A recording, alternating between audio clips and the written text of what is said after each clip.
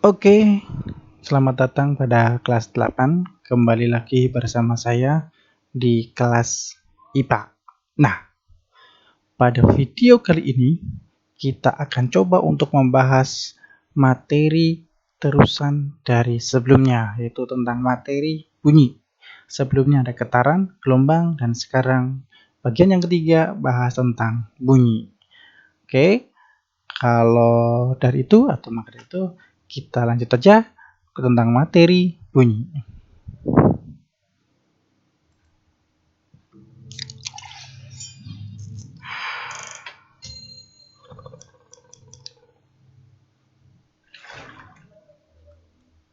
Oke, bunyi. Apa itu bunyi? Nah, bunyi ini ditimbulkan karena adanya benda yang bergetar. Oke, karena benda bergetar maka akan menimbulkan bunyi. Nah, benda yang bergetar kita sudah bicarakan tentang di video yang pertama. Oke, getar adalah gerak bolak-balik. Nah, bergetar yang bagaimana yang menimbulkan bunyi nanti kita akan bahas. Nah, ini kalau getarnya begini nggak bakalan menimbulkan bunyi ya. Oke, sekarang poin berikutnya. Bunyi merupakan gelombang longitudinal. Masih ingat gelombang longitudinal apa? Ya, gelombang longitudinal itu adalah gelombang yang arah rambatannya sejajar dengan arah getarannya.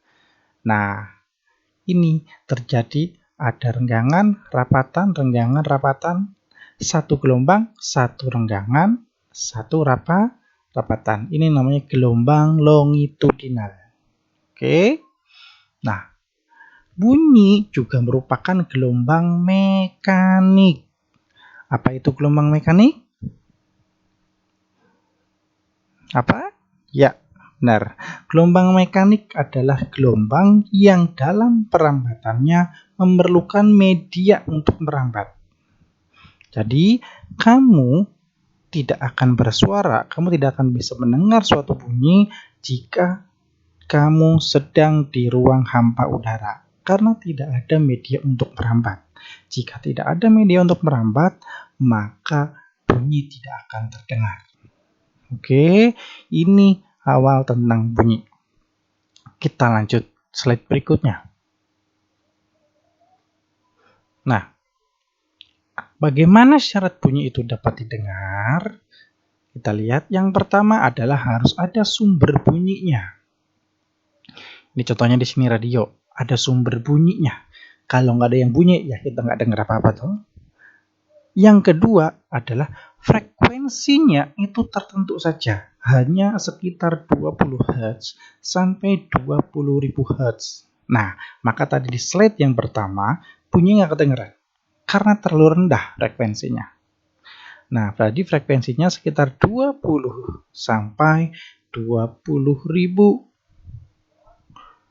Ya, di bawah itu ataupun di atas itu kita tidak dapat mendengarnya.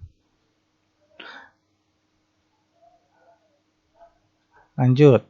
Nah, terus, dan karena ini adalah gelombang longitudinal, maka harus ada media perambatannya. Bisa zat padat, bisa zat cair, dan bisa gas ataupun udara. Ya, kalau tidak ada zat padat, cair atau gas, maka tidak dapat merambat.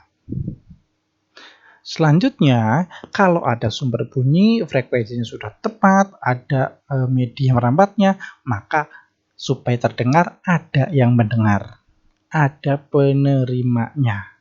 Kalau kita manusia, maka indera pendengaranlah yang berfungsi untuk menerima bunyi. Apa indera pendengaran kita? Indera pendengaran kita adalah telinga. Nah, telinga ini akan kita bahas pada pertemuan atau video berikutnya. Sekarang kita bahas tentang bunyi. Oke, bunyi. Kita lanjut.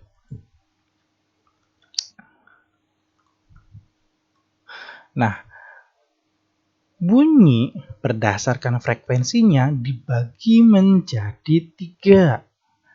Ada yang dinamakan dengan bunyi infrasonik, ada audiosonik, dan ada ultrasonik.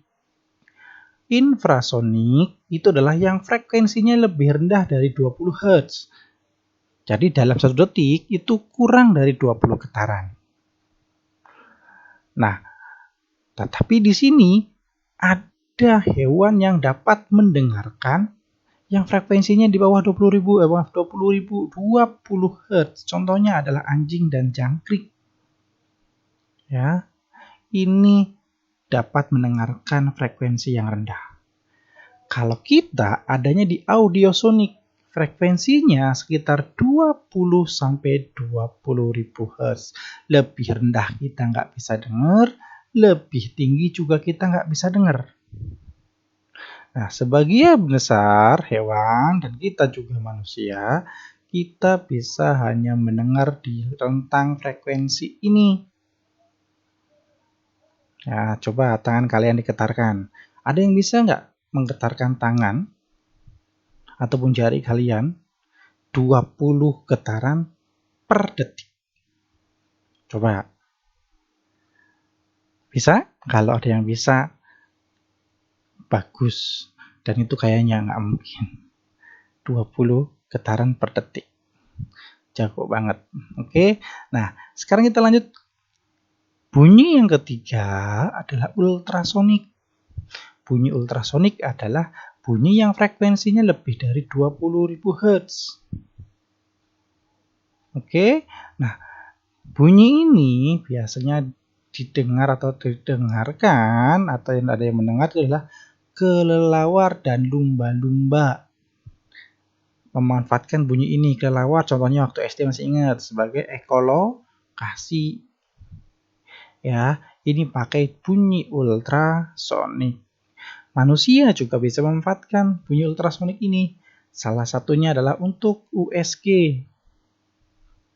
Kalau orang hamil. Nah, ini USG.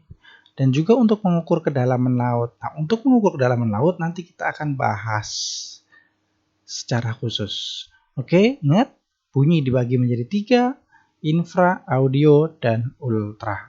Selanjutnya, berdasarkan keteraturan bunyinya, bunyi juga dikelompokkan menjadi 3. Ada yang disebut dengan nada. Apa itu nada? Nada itu adalah bunyi yang frekuensinya teratur sehingga kita enak melihatnya. Oh, melihat, bunyi kok dilihat. Mendengarnya. Ya, contohnya alat-alat musik itu menghasilkan nada. Itu adalah frekuensinya teratur. Berikutnya ada yang disebut dengan desah atau desis. Desah atau desis dinamakan begini karena frekuensinya itu tidak teratur. Lihat contohnya di sini ada angin, ya, atau mungkin ombak, itu adalah desah atau desis. Yang terakhir ada dentum. Dentum itu adalah bunyi yang memiliki frekuensi sangat tinggi. Ya, dan biasanya terjadi secara tiba-tiba, ngagetin. Makanya namanya dentuman. Ya, jadi bunyi berdasarkan keteraturannya, keteraturan frekuensinya ada disebut dengan nada, desah, dan dentum. Nah, sekarang perhatikan yang ini, gambar yang ini. Ada orang yang berteriak, terus gelasnya ikut bergetar dan pecah juga. Pernah melihatnya? Belum pernah ya? Oke, nggak apa-apa. Tapi mungkin kalian pernah lihatnya di TV. Nah, atau yang pernah nonton film ini? Siva. Nah, Siva. Nah, itu kakeknya bisa mengeluarkan bunyi yang kencang sehingga memecahkan semuanya. Kok jadi ke arahnya film? Kita lanjut. Nah, itu disebut dengan resonansi. Resonansi adalah ikut bergetarnya suatu benda akibat benda lain bergetar. suara kita tadi yang berteriak, yang bergetar adalah pita suaranya. Terus gelas tadi ikutan bergetar karena memiliki frekuensi yang sama. Karena getarannya amplitudenya terlalu besar, maka benda tersebut pecah. Tapi itu tidak selalu resonansi itu adalah merugikan. Contohnya ada yang menguntungkan. Ada yang pernah bermain gitar. Gitar akustik ya kalau nggak salah. Itu pasti ada lubangnya. Ada ruangnya. Buat apa? Biar bunyinya bisa beresonansi. Bunyi itu nanti udara yang di dalam tabung tersebut, ruang tersebut, ikut bergetar sehingga terjadi resonansi. Jadi bunyinya juga semakin nyaring. Seruling juga punya pipa resonansi biar suaranya makin nyaring. Nah, kita lihat contohnya nih. Nah, ini gitar nih. Ada ruang di sini untuk resonansi. Nah, ada seruling, ada pipanya, ada ruang udaranya agar udaranya ikut bergetar. Ya, maka ini namanya resonansi. Nah, ini juga menguntungkan. Oke, ini berarti resonansi itu tadi ikut bergetarnya suatu benda akibat benda lain bergetar. Kita lanjut. Berikutnya adalah tentang bunyi pantul. Oke. Nah, bunyi pantul. Jadi bunyi juga dapat memantul. Bunyi pantul juga dikelompokkan menjadi 3. Ada yang dinamakan dengan bunyi pantul memperkuat bunyi asli. Hal ini dapat terjadi karena jarak pantulnya atau bidang yang memantulkan bunyi itu dekat. Ya, contohnya kapan? Saat kita di kamar mandi. Ada yang pernah nyanyi di kamar mandi? Pasti sering. Ketika kita di kamar mandi ataupun di kamar yang kecil, maka ketika kita mengeluarkan suara sedikit saja, maka akan terdengar lebih keras. Karena suara yang kita hasilkan, maka akan dipantulkan bersamaan dengan kita bicara. Jadi gini, contohnya kita ngomong selamat pagi, maka bunyi pantulnya juga dengan waktu yang sama, dia akan bunyi dengan selamat pagi. Sehingga dua bunyi ini digabung menjadi satu, menjadi lebih kuat lagi, lebih keras suaranya. Sedangkan bunyi pantul yang kedua itu adalah gaung atau kerdam. Kalau yang pertama memperkuat bunyi asli, kalau gaung atau kerdam justru merusak bunyi asli. Kenapa kok begini? Nah, hal ini dapat terjadi karena jarak pantulnya itu lebih jauh lagi.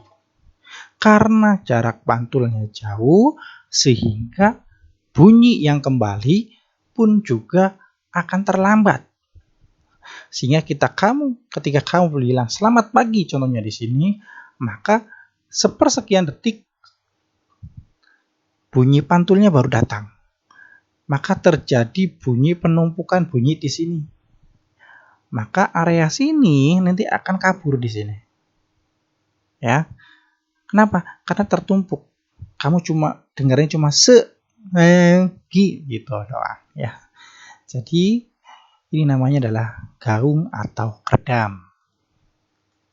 Selanjutnya ada gema. Gema ini adalah bunyi pantul yang terdengar setelah bunyi asli. Contohnya, saat kamu ada di pegunungan ataupun di lereng gunung, itu kan jauh tuh jarak pantulnya. Sehingga ketika kamu berteriak, contohnya tono, tono, tono, tono, tono. Nah, seperti itu. Nah, kalau di sini contohnya adalah selamat pagi, selamat pagi, selamat pagi, selamat pagi, selamat pagi. Itu namanya adalah gema. Nah, ini contohnya tadi ini apa? Contoh dari mana kira-kira? Bunyi pantul yang mana? Yang pertama, kedua, atau ketiga? Ya, ini yang pertama. Sedang bernyanyi di kamar mandi. Nah, yang kedua, ini adalah ruangannya lumayan besar, terlalu besar. Maka bunyinya tidak terlalu kedengaran. Bahkan biasanya kalaupun pakai speaker, bunyinya akan bertumpuk karena terlalu lebar ruangannya. Biasanya agar tidak terjadi bunyi gaung atau kerdam, salah satu untuk mensiasatinya, untuk menghilangkan gaung atau kerdam adalah dengan memasang karpet di lantai ataupun di dinding. Ini diaplikasikan pada bioskop biasanya. Ya, jadi tidak terdapat bunyi gaung atau kerdam sehingga suara yang dihasilkan jernih. Nah, ini ketika kamu di alam. Oke, tono, tono, tono, tono, tono seperti itu. Oke, itu adalah bunyi pantul. Sekarang kita lanjut. Nah, kamu lihat di sini. Loh, kok masih ada kuning-kuningnya? Bapak hapus dulu. Nah, ini apa nih? Ada yang tahu? Ya, ini adalah sebuah petir. Nah, pasti dong kalian semua di sini pernah melihat petir. Nah, sekarang pertanyaannya. Ketika kalian melihat petir, ya kalau kamu lihat ini, kira-kira kamu lihat cahaya petirnya dulu atau dengar suaranya dulu? Mana dulu? Kelihatan lihat suaranya dulu atau kelihatan cahaya petirnya dulu? Ya, pastinya adalah kita akan terlebih dahulu biasanya melihat cahayanya dulu. Baru kita mendengar suaranya. Kenapa bisa terjadi seperti itu kira-kira? Apakah karena mata di depan, telinga di samping, jadi telinga belakangan, mata yang duluan? Ya, kurang tepat kalau gitu. Nah, sekarang kita lihat dulu nih data-data sebagai berikut. Ini adalah kecepatan bunyi. Jadi, sekitar saat normal, kecepatan bunyi di udara itu sekitar 340 meter per detik. Dalam 1 detik, berarti bunyi tersebut merambat melalui udara dengan kecepatan segini, 340 meter per detik. Oke. Sedangkan cahaya, kamu lihat di sini, kecepatannya bagaimana? 299 juta meter per detik. Bayangkan perbedaannya.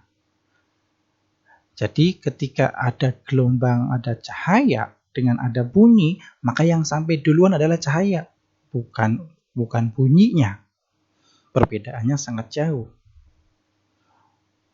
Oke, nah karena kecepatan cahaya lebih besar daripada kecepatan bunyi, maka di sini cahaya akan sampai terdeteksi mata dulu, barulah beberapa detik kemudian atau barulah bunyi terdeteksi di telinga kamu.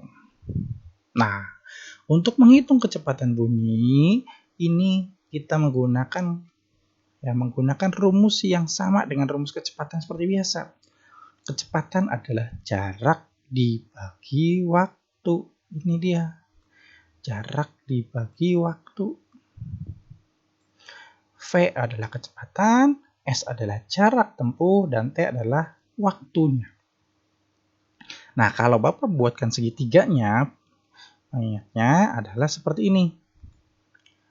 V sama dengan S per T. Kalau ditanyakan V, maka S per T.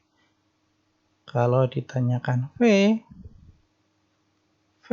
sama dengan S per T.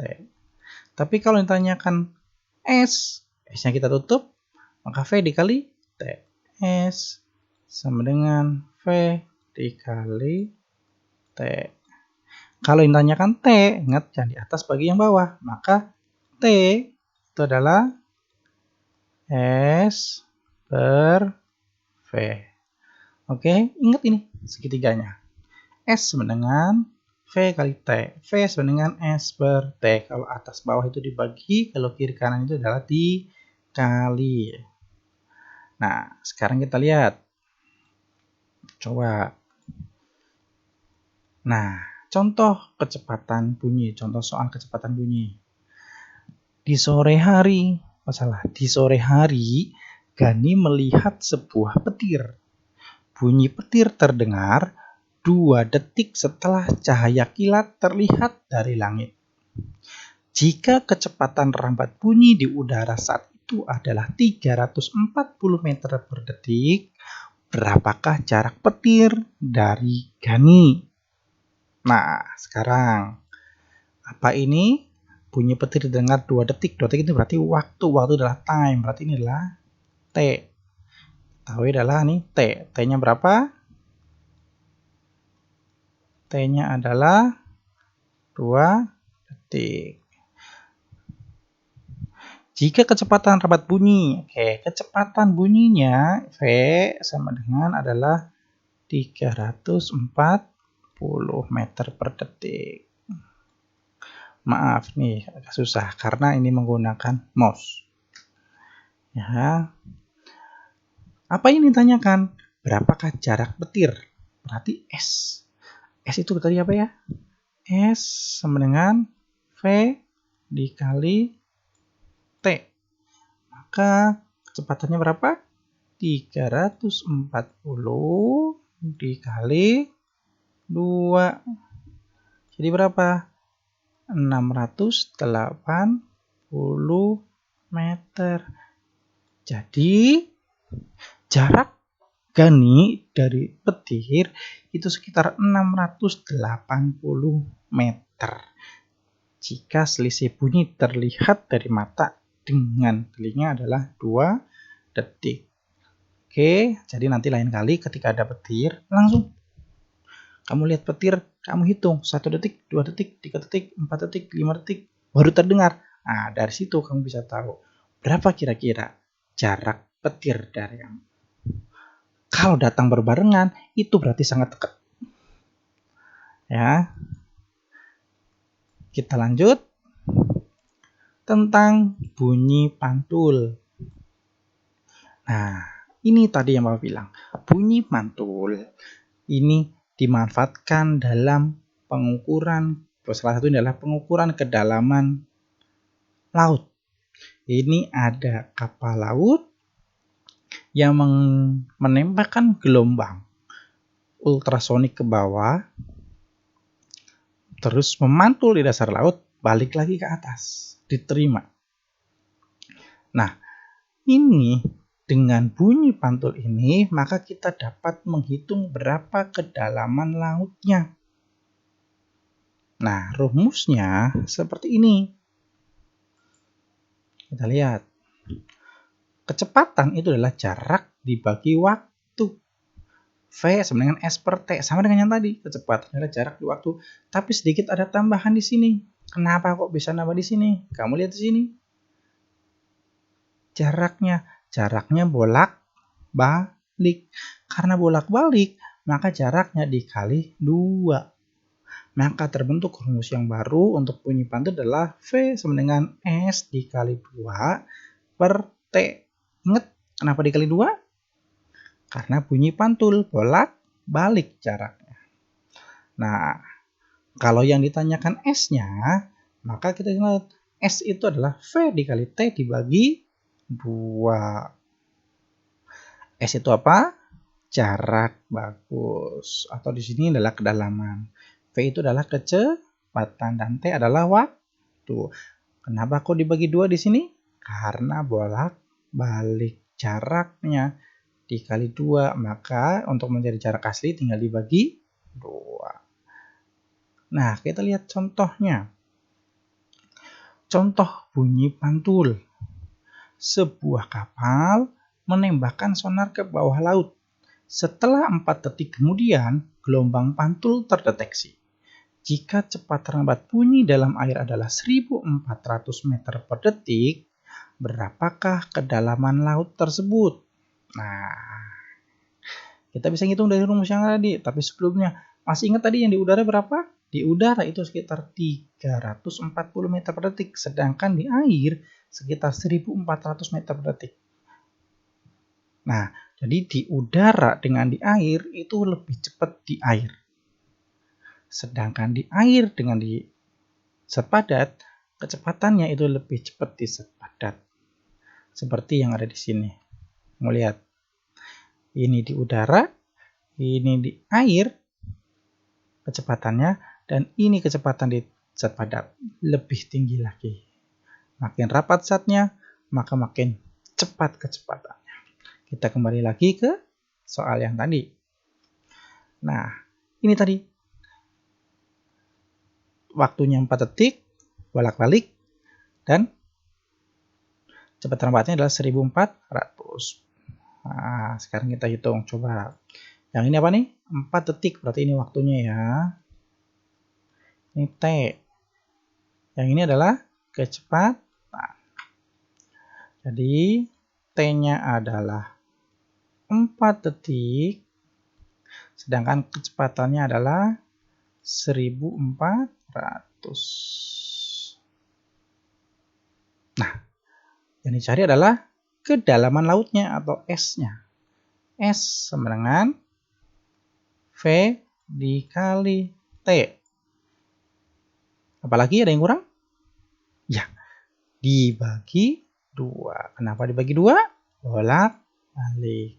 1400 dikali 4 detik, 1400 meter per detik, dibagi 2.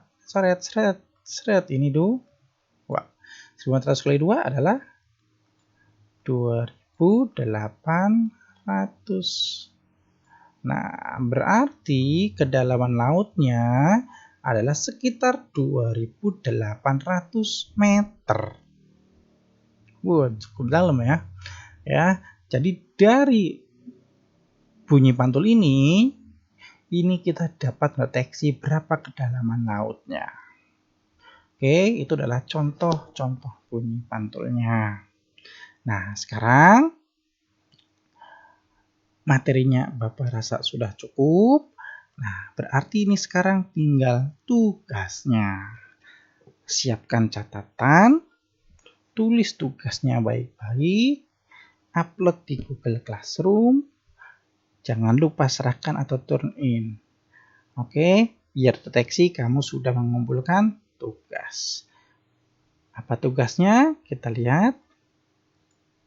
Nah, yang pertama, tulis dengan jelas nama kalian di selembar kertas. Nah, kamu bisa screenshot nanti ya. Terus, foto kertas tersebut. Setelah difoto, kirimkan di Google Classroom sebagai bukti kamu sudah menonton video ini. Kalau sudah, ya sudah. Karena hari ini tidak ada tugas soal buat kalian. Hari ini cukup menonton, perhatikan baik-baik, anggap materinya, dan silahkan kalian masuk Google Classroom kembali, upload fotonya, selesai tugasnya. Oke, terima kasih. Cukup sekian. Tetap jaga kesehatan. Dan goodbye. Sampai ketemu di video berikutnya.